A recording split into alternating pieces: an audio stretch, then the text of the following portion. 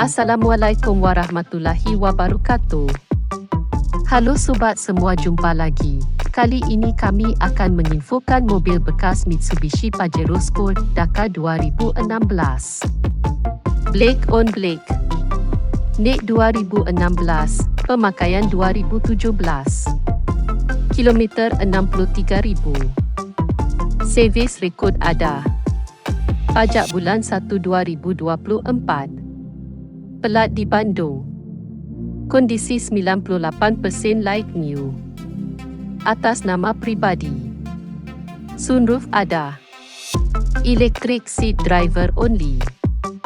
Remak by Rev Engineering. Electric power tailgater.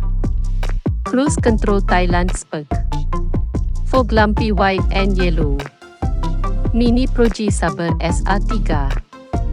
AC dual zone. Posisi unit di Bandung. Harga 415 juta nego.